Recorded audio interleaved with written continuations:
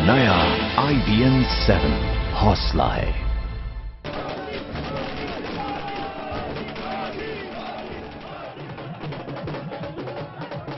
एक बार फिर हुआ मोदी चमत्कार। लोकसभा चुनाव की तर्ज पर हरियाणा और महाराष्ट्र में फिर चला मोदी मैजिक।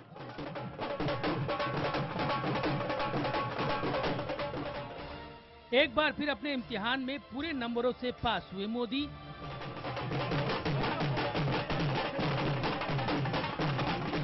एक बार फिर दोनों राज्यों की जनता ने मोदी पर जताया अपना भरोसा। इससे बढ़िया विजय कोई हो नहीं सकता। और जो विरोधी हमारे कहते थे कुछ उपचुनावों को नतीजों को लेकर कि मोदी लहर समाप्त हो गई है, आज सिद्ध हो गया है कि मोदी लहर आज भी सुनामी की तरह सबको ध्वस्त करने में सक्षम है। मोदी मैजिक कायम है और कांग्रेस की हालत बद से बदतर होती जा रही है। दोनों ही राज्यों में एंटी इनकम्बेंसी तो था ही, लेकिन बड़ी जीत के पीछे केंद्र की नई सरकार और मोदी को लेकर भी खूब दिखा लोगों का भरोसा। तभी तो हरियाणा महाराष्ट्र में पार्टी को मिली बड़ी जीत और दोनों ही राज्यों में बनने जा रही है बीजेपी की सरकार।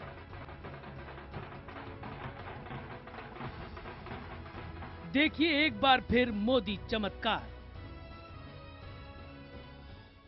तो इस वक्त की सबसे बड़ी खबर, बीजेपी आज दिन भर की उठापटक के बाद सबसे बड़ी पार्टी बन चुकी है। दोनों ही राज्यों में, हरियाणा में भी, महाराष्ट्र में भी। हरियाणा में सरकार आसानी से बन रही है, लेकिन अब खबरों के केंद्र में महाराष्ट्र आ गया है। जो होना चाहिए था बीजेपी के लिए इस मोदी लहर में, उतना नहीं हो पाया। बीजेपी 123 के आसपास आके रुकती हुई दिखाई दे रही है। अभी भी उसको कम से कम 22-23 सीटों की जरूरत है अपनी सरकार महाराष्ट्र में बना सके। उसको लेकर जोड़तोड़ शुरू हो रही है। बीजेपी की पार्लियामेंट्री बोर्ड की बैठक दिल्ली में अशोक रोड पे हुई, जिसमें प्रधानमंत्री नरेंद्र मोदी, अमित शाह, राजनाथ सिंह सबने शिरकत की। बैठक खत्म हुई है। क्या तय हुआ है वो भी मैं आपको बताऊंगा, लेकिन अभी हम आपको बता दें कि शिवसेना और एनसीपी किसके साथ बीजेपी जाएगी। दोनों ही पार्टियां बीजेपी को समर्थन देने के इशारे कर रही हैं। एनसीपी तो खुलकर बोल चुकी है, शिवसेना अभी भी थोड़ी सी ऐंठ में, ठसक में नजर आ रही है।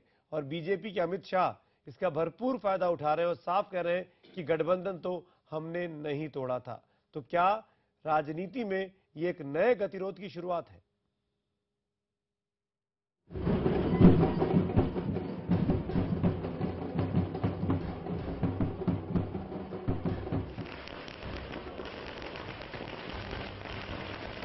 महाराष्ट्र में बीजेपी की बल्ले बल्ले है। आशंकाओं के उलट पार्टी ने राज्य में उम्मीद से दोगुना हासिल किया।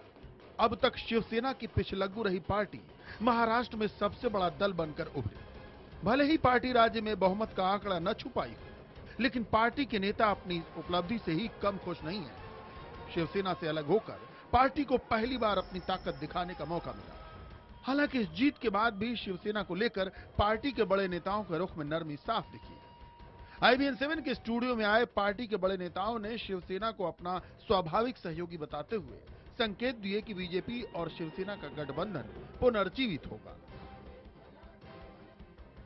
हमने ये तय किया कि हम हमारे तरफ से कोई टिप्पणी उन पर नहीं करेंगे, क्योंकि लड़ाई कांग्रेस के खिलाफ थी। तो कांग्रेस के खिलाफ लड़ाई हम लड़े और हम जीते हैं। हमने शिवसेना को कभी भी अपना शत्रु नहीं माना है, हमने पहले भी यह स्पष्ट किया है। बाकी अब सरकार कैसे तय हो इसका निर्णय हम जल्दी करेंगे। हमारा रिलेशन निश्चित रूप में है, आइडियोलॉजिकल रिलेशन है, केंद्र के अलायंस का वो एक हिस्सा है।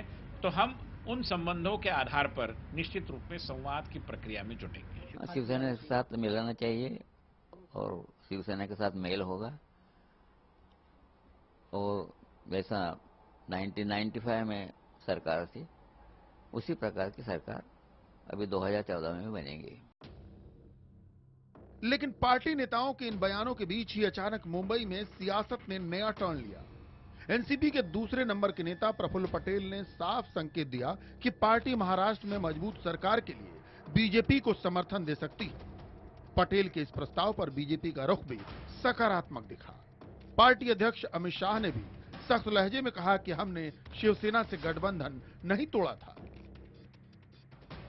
राष्ट्रवादी कांग्रेस पार्टी ने यह फैसला किया है कि हम भारतीय जनता पार्टी को महाराष्ट्र में सरकार बनाने के लिए हम मदद करेंगे। हम सरकार के बाहर से मदद करेंगे। जो बयान है वो किस मंशा से दिया है, क्या है उसके पीछे, किस प्रकार से वो क्या चाहते हैं, कौन सी शर्तें है या नहीं है, ये सारी चीजों का विचार हम लोग करेंगे। हमने कभी गठबंधन नहीं तोड़ा था। झगड़ा जो पड़ा वो आप सबसे कोई छिपा नहीं है। 3 सीटों के लिए इतना पुराना, सालों पुरानी दोस्ती टूट गई और आज सिद्ध हो चुका है कि कौन सच्चा था। साथ में रखने का मतलब ये नहीं है कि बीजेपी के कार्यकर्ताओं की बलि चढ़ाकर साथ में रखें। दरअसल बीजेपी की जीत के बाद भी शिवसेना का मोल भाव जारी है। पार्टी को पता है कि गठबंधन के बगैर महाराष्ट्र में सरकार नहीं बन सकती, लिहाजा सेना के नेता तरह तरह के बयान देने लगे। सभी विकल्प हमारे लिए भी खुले हैं, हम भी राजनीति में हैं। शिवसेना भी एक बड़े दल के रूप में उभर कर आई है। ठीक है, कुछ सीटें कम मिली है भारतीय जनता पार्टी से, लेकिन हमारी भी पार्टी बड़ी। जाहिर है अब महाराष्ट्र में बीजेपी शिवसेना के मुकाबले दोयम दर्जे की हालत में नहीं है, लिहाजा वो अब शिवसेना के धौंस और सहने के मूड में भी नहीं है। यही वजह है कि पार्टी अब एनसीपी के प्रस्ताव पर विचार की बात कर रही है। लेकिन सवाल है कि क्या एनसीपी से हाथ मिलाने को लेकर उसे राष्ट्रीय स्वयंसेवक संघ की भी सहमति मिलेगी, क्योंकि सूबे में एनसीपी कांग्रेस की सहयोगी रही है और घोटालों के दाग उसके नेताओं पर भी कम नहीं है। बीजेपी और शिवसेना ने ये साफ कर दिया है कि भले ही उनके रिश्ते में थोड़ी तलखी जरूर आई थी, लेकिन उनके रिश्ते इतने भी खराब नहीं हुए हैं कि दोनों एक बार फिर साथ आ सके। खुलकर ना सही, लेकिन इशारों में दोनों ने ये साफ कर दिया है कि अगर जरूरत पड़ी तो दोनों एक बार फिर से साथ खड़े होंगे, ताकि महाराष्ट्र में अपनी राजनीतिक विरासत आगे बढ़ा सके। दिनेश मौर्य, विवेक गुप्ता के साथ निशाद शमसी, मुंबई, IBN 7। दोनों इशारा तो कर रहे हैं कि साथ आ सकते हैं, लेकिन खुलकर अभी भी एक दूसरे की गलबैयां नहीं हुई हैं कैमरे के सामने। इनफैक्ट बीजेपी और शिवसेना के एक दूसरे को लेकर जो अप्रोच है उसमें ठसक ज्यादा दिखाई दे रही है, अहम ज्यादा दिखाई दे रहा है। मेरे साथ कुछ मेहमान हैं, उनका परिचय आपसे कराऊं। सबसे पहले कांग्रेस की तरफ से वरिष्ठ नेता हमारे साथ हैं सत्यव्रत चतुर्वेदी जी, आपका स्वागत है। वरिष्ठ पत्रकार डॉक्टर प्रदीप सिंह हमारे साथ हैं, आपका भी स्वागत है। हमारे साथ रमा शुक्ला जी हैं, शिवसेना के नेता, आपका भी स्वागत है। और साथ में डॉक्टर शास्त्री हमारे साथ बने हुए हैं, आपका भी स्वागत है। आप चारों के साथ बातचीत की शुरुआत करूं उसके पहले बीजेपी दफ्तर चलते हैं। मेरे सहयोगी विक्रांत यादव मेरे साथ हैं। खबर आ रही है कि संसदीय बोर्ड की बैठक तो खत्म हो चुकी है, लेकिन अंदर अभी भी प्रधानमंत्री नरेंद्र मोदी और पार्टी अध्यक्ष अमित शाह बंद कमरे में कुछ बातचीत कर रहे हैं। क्या विक्रांत, आपको मेरी आवाज आ रही है? जी सुमित। क्या शिवसेना के साथ बातचीत का कोई रास्ता निकाला जा रहा है, फोन किया जा रहा है उद्धव ठाकरे को? देखिए सुमित, इस तरीके की खबर हम लोगों को मिली है कि उद्धव ठाकरे की तरफ से फोन आया था अमित शाह और प्रधानमंत्री नरेंद्र मोदी को इस जीत के लिए बधाई दी गई है, लेकिन अभी तक इसकी आधिकारिक पुष्टि बीजेपी की तरफ से नहीं की गई है, क्योंकि अभी पार्लियामेंट्री बोर्ड की बैठक खत्म हुई है। जाहिर बात है कि हरियाणा को लेकर के पार्टी के सामने कोई बड़ा संकट नहीं है, महाराष्ट्र को लेकर ही पार्लियामेंट्री बोर्ड में चर्चा ज्यादा होनी थी और अभी पार्लियामेंट्री बोर्ड की बैठक खत्म हो गई है, लेकिन पार्लियामेंट्री बोर्ड के बाकी सदस्य बाहर निकल गए, लेकिन प्रधानमंत्री और पार्टी अध्यक्ष अमित शाह अभी भी अंदर हैं। तो काफी महत्वपूर्ण ये हो जाता है कि पार्लियामेंट्री बोर्ड की बैठक के बाद भी दोनों नेता आपस में चर्चा कर रहे हैं। तो हो सकता है कि कुछ देर बाद पार्लियामेंट्री बोर्ड की बैठक में जो फैसला हुआ उसके बारे में जेपी नड्डा यहाँ पर आकर प्रेस को ब्रीफ करें, लेकिन ये दोनों नेताओं की आपस में बातचीत इस परिप्रेक्ष्य में काफी महत्वपूर्ण हो जाती है कि महाराष्ट्र को लेकर के अभी तक थोड़ा मामला फंसा हुआ। जिस तरीके से दोनों तरफ से फिलर आ रहे हैं, एनसीपी तो खुलकर बोल चुकी है और शिवसेना की तरफ से भी फिलर्स आ रहे हैं पार्टी की तरफ, तो अब पार्टी किसका समर्थन लेकर आगे बढ़ेगी, तो इसको लेकर के अब कुछ देर बाद जब पार्लियामेंट्री बोर्ड की प्रेस कॉन्फ्रेंस होगी तो कुछ साफ होगा रास्ता की क्या होगा। लेकिन अभी तक जो हमें खबर मिल रही है कि उद्धव ठाकरे की तरफ से तो आपने बताया महाराष्ट्र के बारे में वो बधाई देने की बात कही गई है, लेकिन एक तरह से वो ये दिखाने की भी कोशिश उसे माना जा सकता है कि पार्टी के पुराने सहयोगी हैं, विक्रांत हमारी आवाज आ रही है आप तक और उनको उनका साथ लिया जाना चाहिए। विक्रांत, एकदम संक्षेप में बताएं, क्या ये भी अपेक्षा करें कि अब से 15 से 20 मिनट के अंदर हमको ये मालूम पड़ जाए कि हरियाणा का मुख्यमंत्री कौन होने वाला है? देखिए, ये इस बात की संभावना भी थोड़ी इसलिए कम है क्योंकि पार्टी चाहेगी कि जो जिस तरीके से नियम होते हैं कि पार्टी के विधायकों का एक औपचारिक उनकी रूट का रुख जाना जाए, तो हो सकता है कि बीजेपी अपना पर्यवेक्षक, केंद्रीय पर्यवेक्षक बना करके हरियाणा के विधायकों की राय जानने की बात कहे और उसके बाद धन्यवाद कल तक ये फैसला हो कि कौन वहां पर आपके पास और आते मुख्यमंत्री रहेंगे जानकारी के लिए। तो सुना आपने विक्रांत यादव को, साफ तौर पर अभी भी ये अटकलें हैं कि क्या बीजेपी शिवसेना के साथ बातचीत का कोई रास्ता ढूंढ रही है। तमाम मेहमान मेरे साथ स्टूडियो में बने हुए हैं, इनके साथ चर्चा की शुरुआत करते हैं, लेकिन उसके पहले एक ब्रेक लेते हैं। ब्रेक के तुरंत बाद पूरा सेगमेंट बातचीत के आधार पर।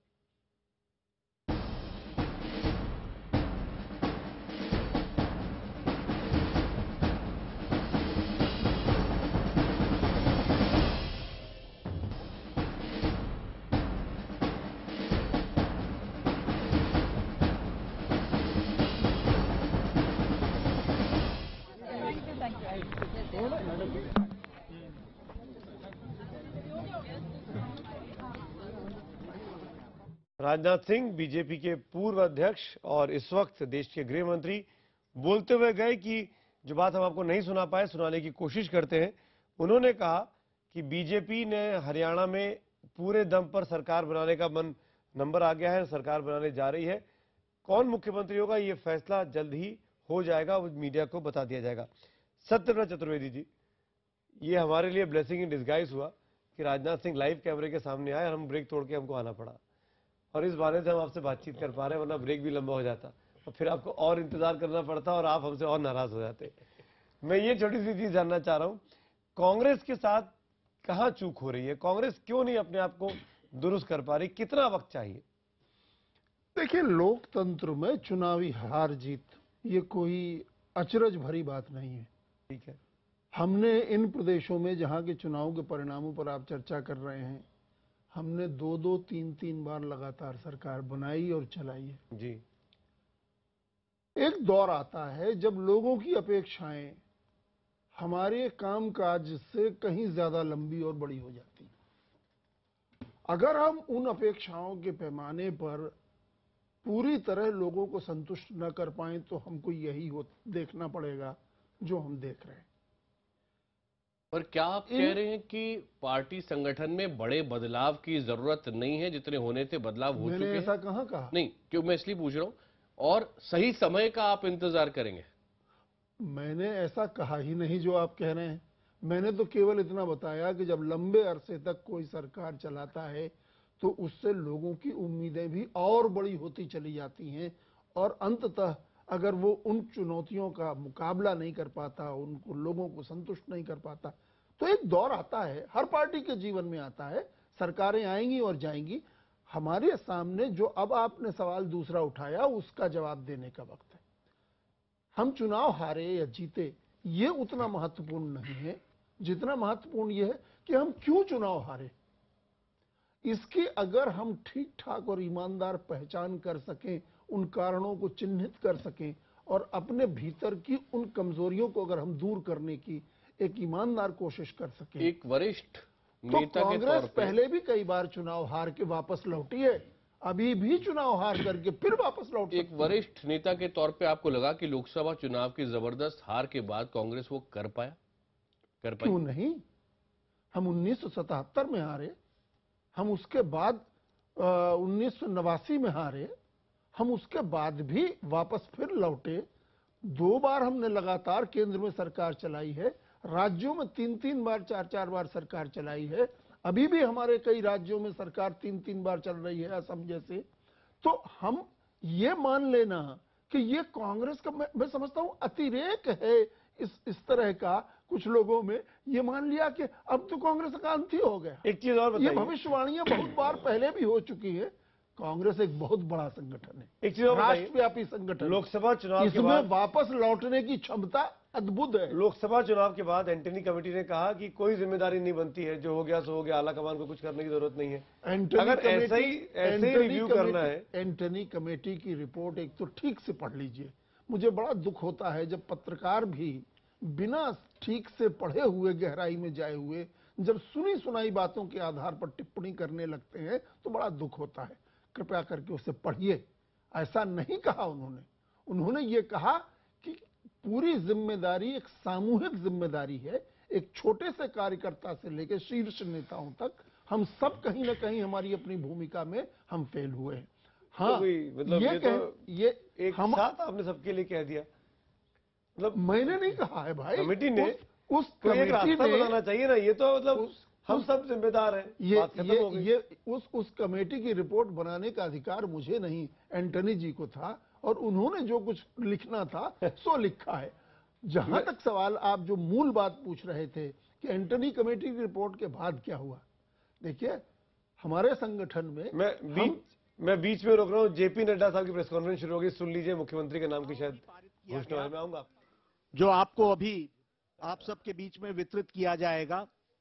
मूल भाव उस प्रस्ताव का इस प्रकार से था कि भारतीय जनता पार्टी इस चुनाव के नतीजों को जो हरियाणा और महाराष्ट्र की जनता ने भारतीय जनता पार्टी के पक्ष में वोट दिया है और ये जो नतीजे आए हैं, इसको with deep sense of humility इसको स्वीकार करती है और इसका आदर करती है, इसका स्वागत करती है। भारतीय जनता पार्टी इस जीत का श्रेय की दृष्टि से हरियाणा के मतदाताओं का और महाराष्ट्र के मतदाताओं का धन्यवाद करती है कि उन्होंने भारी मात्रा में भारतीय जनता पार्टी और हमारे नेता आदरणीय मोदी जी के कार्यक्रमों को और उनके सरकार जिस तरीके से केंद्र में चल रही है उनकी नीतियों को समर्थन करते हुए उन्होंने भारी मतों से भारतीय जनता पार्टी को विजयश्री दिलाई है। इसके साथ साथ इस प्रस्ताव में जो हमारे कार्यकर्ता और हमारे नेता दिन रात एक करके चुनाव में उन्होंने जो कार्य किया, उसके लिए भी पार्टी सभी कार्यकर्ताओं का धन्यवाद करती है कि उन्होंने पूरी ताकत के साथ इस चुनाव को सफल बनाया है। एक बात स्पष्ट रूप से सामने आई है कि भारतीय जनता पार्टी के केंद्र सरकार के सुशासन, विकास और प्रधानमंत्री जी पर विश्वास, the credible leadership of Narendra Modi ji and the programs undertaken by him in the past 4 months, which has taken care of all sections of the society, and they have been brought to the mainstream in such a short span of 4 months.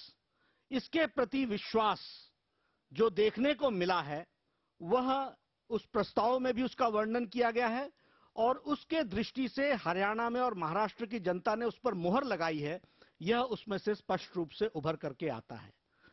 साथ ही साथ it has been a wonderful blend of the leadership of Modi ji and the organizational skill of our national president Shri Amit Shah ji. It's a very good blend where organizational skill, संगठनात्मक कौशल अमित शाह जी का और जो उन्होंने फैसले लिए, उन फैसलों के माध्यम से भारतीय जनता पार्टी दोनों ही प्रदेशों में पूरी ताकत के साथ आगे बढ़ी और उन्होंने एक अपना स्थान प्रदेश में बनाया। तो इसके लिए भी हम जहां दोनों अपने नेताओं का धन्यवाद करते हैं, वहीं कार्यकर्ता हर्षोल्लासित के साथ इस वर्डिक्ट को जहां एक्सेप्ट करता है, वहीं पूरी ताकत के साथ वह पार्टी के साथ खड़ा होकर के इसको आगे बढ़ाने का संकल्प लेता है। इसके साथ साथ यह भी स्पष्ट हुआ है कि Congress has been reduced to the 3rd place. वह अपने कुशासन और भ्रष्टाचार के कारण 3रे स्थान पर पहुंच गया है। उसका वोट का जो इलेक्टोरेट बेस है वो श्रिंक कर गया है और यह इस बात को स्पष्ट बताता है कि कांग्रेस ने जिस तरीके से अपना परफॉर्म किया है, वह कुशासन उनका, उस कुशासन के कारण और भ्रष्टाचार से जो सरकार चलाई, फिर चाहे वो महाराष्ट्र हो चाहे वो हरियाणा हो, उसके कारण वो 3रे स्थान पर पहुंचे हैं। यह भी संसदीय बोर्ड ने इसको ध्यान में लिया है। संसदीय बोर्ड स्पष्ट मानता है कि हम दोनों ही प्रदेशों में भारतीय जनता पार्टी की सरकार बनाएंगे और भारतीय जनता पार्टी की सरकार बनाना हम लोगों ने तय किया है और इसके लिए महाराष्ट्र में हमारे पर्यवेक्षक जाएंगे और पर्यवेक्षक की दृष्टि से आदरणीय राजनाथ सिंह जी जो पूर्व अध्यक्ष हैं पार्टी के और हमारे वर्तमान में गृह मंत्री हैं वो जाएंगे और उनके साथ मुझे कहा गया है पार्टी की ओर से जाने के लिए, तो मैं उनके साथ जाऊंगा और महाराष्ट्र में हम सरकार बनाने अपना नेतृत्व तय करेंगे और उस नेतृत्व के बाद हम सरकार बनाएंगे। ये वहां का रहने वाला है। उसी तरीके से हरियाणा में आदरणीय वेंकैया नायडू जी जो हमारे पूर्व अध्यक्ष हैं और वर्तमान में केंद्रीय मंत्री हैं, और उनके साथ साथ दिनेश शर्मा जो राष्ट्रीय उपाध्यक्ष हैं, वो हरियाणा जाएंगे और हरियाणा में नेतृत्व का चयन करेंगे और उसका पर्यवेक्षक के रूप में वो जाएंगे और तत्पश्चात हम हरियाणा में भी सरकार बनाएंगे। यह संसदीय बोर्ड के दृष्टि से जो प्रस्ताव पारित हुआ और जो चर्चाएं हुई उसका विश्लेषण आपके सामने मैंने रखा है। ये स्थानीय जो इकाई है हमारी हरियाणा के प्रदेश यूनिट और महाराष्ट्र के प्रदेश यूनिट, उनसे बातचीत करके तय करेंगे और उस अनुसार जाएंगे जल्द से जल्द।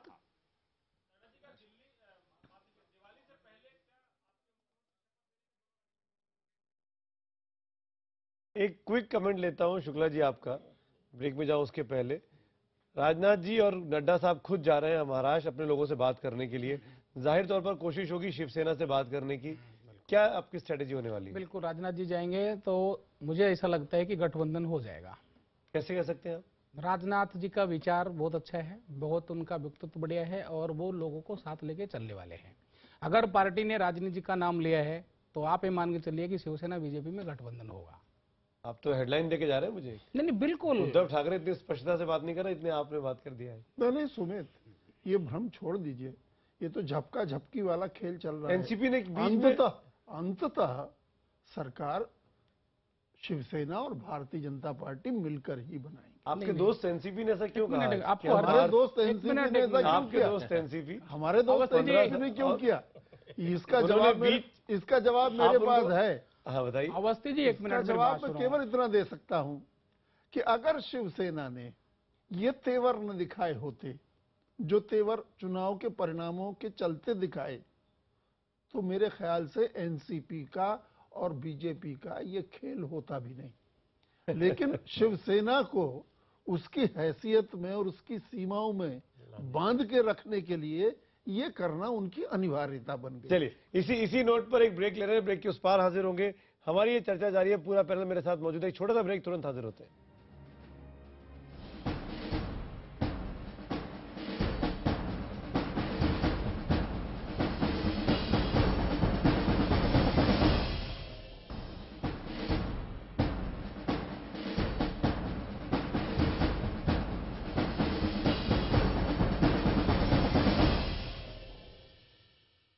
ब्रेक के पहले आप कुछ कहना चाह रहे थे प्रोफेसर शास्त्री?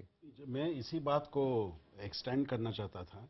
सुबह से शिवसेना लीडर हो या बीजेपी लीडर हो एक बात कहते आए कि 25 दिन को हम महत्व दें या 25 साल को महत्व दें।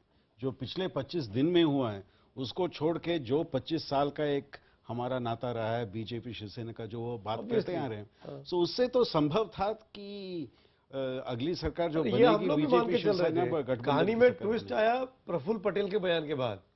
उन्होंने ऐसा लगा कि इस मजा ले लिया जाए, इसमें से उन्होंने बीजेपी को हेल्प कर लिया है to force the alliance to happen early.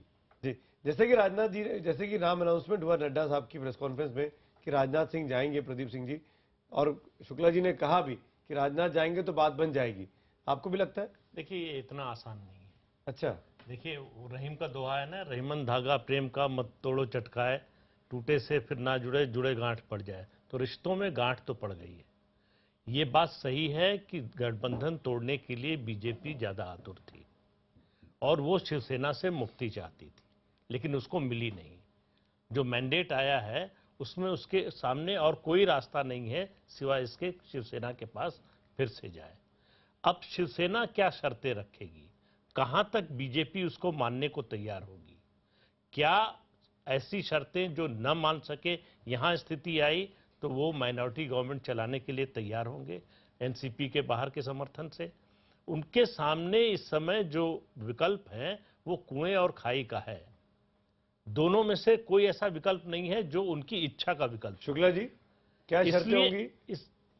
क्या शर्तें होंगी आपकी? ऐसी कोई शर्त नहीं है। ठाकरे परिवार में कभी किसी संगठन के साथ कभी भी कोई शर्त लागू नहीं क्या हुई। बात कर रहे हैं? उद्धव डे वन से बोल रहे हैं मैं सीएम क्यों नहीं बन सकता हूँ, शर्त से शुरू मैं किया था आपको उन्होंने। बताऊं, लोकसभा के चुनाव में बीजेपी और शिवसेना, पहला संगठन शिवसेना जिसने कहा नरेंद्र मोदी को हम स्वीकार करते हैं, कोई दिक्कत नहीं, हम आपके साथ हैं। हाँ ठीक है। गठबंधन में 7 चुनाव लड़े, 18 एमपी शिवसेना लेके आई, एक मंत्रालय दिया भारी उद्योग, शिवसेना ने ऐतराज नहीं किया। लेकिन ऐतराज तो किया, ऐतराज तो किया। 24 घंटे तक शपथ नहीं ली आपने, इसीलिए उन्होंने कहा कि भाई सीएम मैं बनूंगा तो आपको क्या ऐतराज है। ये जानना चाहते बीजेपी हमारे साथ क्या करिए। बाला साहब ने भारतीय जनता पार्टी को चलना सिखाया। तो उद्धव ठाकरे या बाला साहब ठाकरे की पार्टी बीजेपी को संदेश देना चाहती थी कि आप हमको हल्के में मत लो। हाँ बिल्कुल, बिल्कुल ना, इसीलिए गठबंधन तोड़ा। बाला साहब ठाकरे ने कभी भी भारतीय जनता पार्टी, अडवाणी, अटल बिहारी वाजपेयी साहब कभी भी किसी बात का कभी समर्थन संगठन कोई भी ऐसी चीज नहीं मांगी कि हमको ये चीज चाहिए। पर गठबंधन तो टूटा ना अंत में। तो जो गांठ पड़ने की बात प्रदीप जी कह रहे हो बात ठीक है ना, गांठ खैर ऐसी नहीं पड़ी, ऐसा नहीं है कि बहुत बड़ी गांठ पड़ गई। ठीक है, मतभेद हुए, अमित शाह की वजह से हुए, सच्चाई है, इसमें कोई बुराई नहीं। नरेंद्र मोदी के लाइव शॉट्स इस वक्त आप देख रहे हैं, प्रधानमंत्री मोदी बीजेपी दफ्तर से निकलते हुए। जी आप प्रोफेसर एक बात मैं कहना चाहता हूँ कि क्या शिवसेना अफजल खान की सेना के साथ जाएगी? एक मशवरा दिया उन्होंने ये नहीं कहा कि नरेंद्र मोदी साहब अफजल खान। और एक बात है, जब लोकसभा चुनाव हुआ और मोदी जी प्रधानमंत्री दावेदार बने, हमें याद में रखना पड़ेगा कि शिवसेना लीडर्स ने पहला दूसरे नामों का जिक्र किया। बिल्कुल, सुषमा स्वराज का जिक्र हुआ, दूसरे नामों का जिक्र हुआ। सो स्ट्रेट मोदी को सपोर्ट नहीं, सुषमा स्वराज का नाम हमारे हिंदू हृदय सम्राट बाला साहब ठाकरे ने किया था। ठीक है, नरेंद्र मोदी का बात आप लोगों ने छोड़ दी। नहीं, वही उनकी पार्टी थी। बाला साहब ने कहा भाई सुषमा जी को आशीर्वाद है मेरा, आप बनो तो अच्छा रहेगा। तो आप लोगों ने बाला साहब की बात छोड़ दी? नहीं, हमने नहीं छोड़ दी, आपके नेता ने छोड़ दी। उद्धव ठाकरे, भारतीय जनता पार्टी ने तय किया कि मेरा कैंडिडेट होगा। पार्टी ने उस पर अभी इतराज नहीं जताया।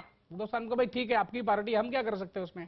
सत्यव्रत जी, ये जो बीजेपी और शिवसेना के बीच उठापटक चल रही है और आप भी कह रहे थे कि ये तो इन दोनों को एक होना है, मेरा सवाल फिर वही है कि एनसीपी ने आपको दगा दिया। एनसीपी कहती कि कांग्रेस ने उसको दगा दिया। एनसीपी क्यों आपसे दूर गई और आज वो बीजेपी के नजदीक जाने का इशारा कर रही है? एनसीपी ने क्यों उनको समर्थन दिया है, इसके 2 कारण। पहला कारण यह है कि एनसीपी ये चाहती थी कि शिवसेना अपनी सीमाओं से ज्यादा मजबूत ना हो जाए, और इस बार्गेन में चूंकि बार्गेनिंग पावर शिवसेना के पास था, और आज सुबह से जितने बयान आए हैं शिवसेना के नेताओं के, वो यही थे कि हम ठसक से भरे बयान थे कि हम तब बात करेंगे, विचार करेंगे जब हमको कोई ऑफर मिलेगा। ठीक है, ऑफर नहीं कहा। नहीं, आप नहीं, ऑफर नहीं कहा उन्होंने। कहा ऑफर क्या होता है? प्रस्ताव और ऑफर में क्या फर्क है? बिल्कुल, हम नहीं जाएंगे। क्या मतलब, कोई ऑफर और प्रस्ताव में क्या फर्क है भाई? हमारे पास प्रस्ताव मिलेगा हमको, हम तब विचार करेंगे और तब हम फैसला लेंगे। उस बात को लेकर के शिवसेना की बार्गेनिंग पावर को कमजोर कर देना और शिवसेना को इस बात के लिए मजबूर करना कि अंततः उसको बीजेपी की शर्तों पर तैयार होना पड़े। एक तो ये तो एनसीपी बीजेपी की हेल्प कर रही है। बीजेपी की हेल्प करने के लिए, शिवसेना को कमजोर करने के लिए, क्योंकि एनसीपी और शिवसेना दोनों रीजनल पार्टी। गिरीश कुबेर साहब, आप इस घटनाक्रम को कैसे देखते हैं? एनसीपी ने जो बीच में आप अड़ंगा डालने की कोशिश की। मुझे तो वो सुन के जरा भी अचरज नहीं हो गया, क्योंकि इलेक्शन के पहले एनसीपी, शिवसेना, बीजेपी इनमें अगर आप और 10 साल पीछे जाएंगे तो 1999 में जब एनडीए का फॉर्मेशन हो रहा था, तब बाला साहब ठाकरे के सामने शरद पवार और एनसीपी को एनडीए में लिया जाए या न लिया जाए, इसके बारे में चर्चा हुई थी। और महाराष्ट्र में एनसीपी को और एनसीपी के चीफ जो शरद पवार है, उनको जैसे फादर फिगर जैसा एक जो स्टेटस है, तो वो सभी पक्षों से उनका अच्छा मिलना जुलना है। तो जो कांग्रेस से जब उनका टूट गया था गठबंधन, तब ये एक आइडिया भी एक्सप्लोर हो रहा था कि अगर वो पोस्ट इलेक्शन बीजेपी, शिवसेना, मन से ऐसे कुछ प्रयत्न करेंगे। और उसके सिवाय और एक प्रयत्न हो रहा था जिसके बारे में कुछ ज़्यादा लिखा नहीं गया, बोला नहीं गया, वो था कि भाजपा को दूर रखने के लिए जो रीजनल पार्टीज है महाराष्ट्र की, उसमें से मनसे हो और शिवसेना हो और एनसीपी हो, तीनों को इकट्ठा कर दिया जा सकता है या नहीं, इसके बारे में बहुत थोड़ी देर में आपके पास वापस आएंगे, एक छोटा सा ब्रेक यहाँ पर ले रहे हैं, लेकिन जब लौटेंगे तो ये भी समझने की कोशिश करेंगे कि ये जो थोड़ी सी बेवफाई ये बीजेपी और शिवसेना की एक दूसरे के प्रति रही है, इस स्क्रिप्ट की अब अगली लाइन कहां जा रही है। लौटते इस ब्रेक के बाद।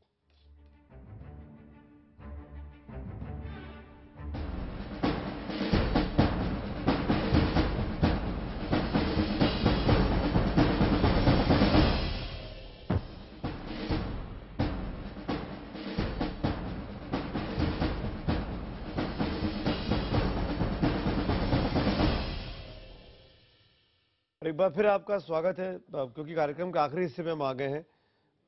ये बात मैं आपसे जरूर पूछूंगा सत्यव्रत जी, महाराष्ट्र से निकल रहा हूं, हरियाणा की बात कर रहा हूं। रॉबर्ट वाड्रा का मुद्दा आपको लगता है कि कांग्रेस को हुड्डा सरकार को ले डूबा?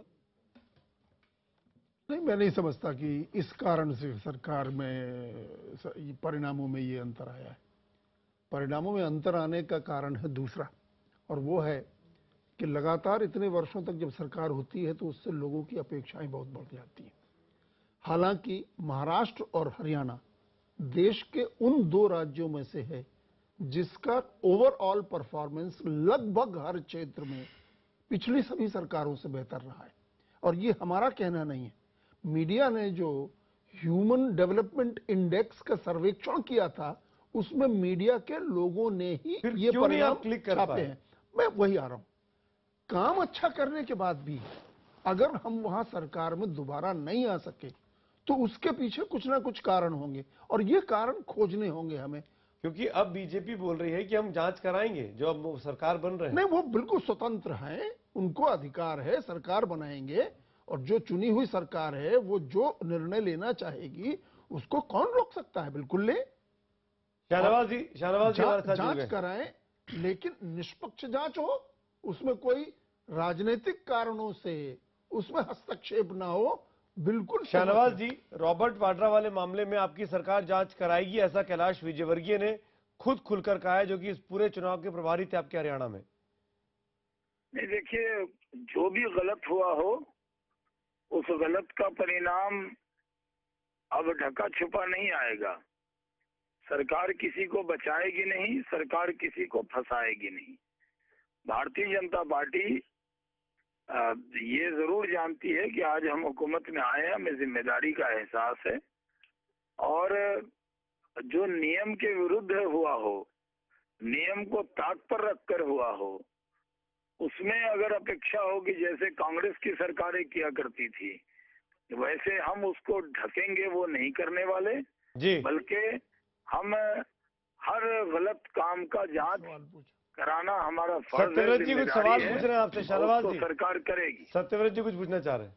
शाहनवाज भाई, आपको बधाई है, आपने जो ये बात कही कि आप किसी को न फंसाएंगे न किसी को आप बचाएंगे। अब महाराष्ट्र में एनसीपी के लोग आपका समर्थन कर रहे हैं, तो एनसीपी के बारे में अभी तक जो आपकी पार्टी के और नेताओं के आरोप रहे हैं और उनके नेताओं के बारे में भी रहे हैं, क्या अब उनकी अजीत पवार जी वगैरह की जांच अभी भी होगी कि अब बंद हो जाएगी? मैं तो चतुर्वेदी साहब आपको बड़ा फराख दिल मानता हूँ, लेकिन आप अगर एनसीपी के साथ इतने दिन रहे हैं और हमें अभी प्रेरित कर रहे हैं कि उनकी जांच ठीक से करा दी जाए। नहीं, हम पूछ रहे हैं आपसे कि अब इस समर्थन के बयान के बाद भी उनकी जांच होगी क्या? नहीं, देखिए, जहाँ तक सवाल एनसीपी का है, एनसीपी ने से हमारा कोई ना कोई समझौता हुआ है। एनसीपी ने कहा है कि वो बिना शर्त समर्थन कर रहे हैं। आप भी कह सकते हैं कि सरकार चुनी गई, आपको मैंडेट नहीं है, इसलिए आप सरकार के विरोध में नहीं होंगे। तो ये इस तरह की बात कही है। ऐसी चर्चा है कि आपके और उनके बीच कोई समझौता हुआ है जिसमें ये कहा गया है कि अब सरकार तो हमारी बनेगी, और अगर आप समर्थन में बयान जारी करेंगे तो फिर अब आपके लोगों की जांच वांच में आपको काफी सहूलियत मिल जाएगी। ऐसा कुछ नहीं हुआ है सत्यव्रत जी, हम तो हरदम सत्य वचन बोलते हैं और आपसे भी सत्य वचन नहीं, हमें आप पर भरोसा है, इसलिए आपसे पूछ रहे हैं जी। और कम से कम कांग्रेस के जो चंद नेता हैं जो जी कम सच्चाई पर आधारित डिबेट करते हैं जी, तो मैंने जैसे सुना कि IBN 7 पे सत्यव्रत चतुर्वेदी जी आ रहे हैं, तो शाहनवाज ये सही है कि हुसैन आपका शांत लिंक नहीं रह एस्टेब्लिश पाए। नहीं हुआ, इसलिए मैं फोन पे हूँ और मैं वक्त पे आ गया था। हाँ बिल्कुल लेकिन बिल्कुल। मैं इतना कह सकता हूँ कि भारतीय जनता पार्टी जब सरकार में आती है तो जिम्मेदारी से काम करती है, जिम्मेदारी से काम करेगी, न किसी को फंसाएंगे न किसी को बचाएंगे। लेकिन जिन लोगों ने गलत किया हो वो हरियाणा की या महाराष्ट्र की पूंजी जिसने सरकारी पूंजी लूटी हो उनको ये जानकर शहनवाज जी वक्त की कमी है, ब्रेक में जाना है। एक हाँ या ना में जवाब दे दीजिएगा अगर आप दे सके तो। एनसीपी का समर्थन लेंगे? देखिए हम तो पूरे देश की जनता का समर्थन मिल रहा है, पूरे महाराष्ट्र की जनता ने समर्थन किया है। चलिए और हमको घुमा देने के लिए शुक्रिया आपका। हम इंतजार करेंगे कि बीजेपी का क्या स्टैंड होने वाला है, खासकर महाराष्ट्र के मद्देनजर। सत्यव्रत जी शुक्रिया आप हमारे साथ जुड़े, थैंक यू सो मच।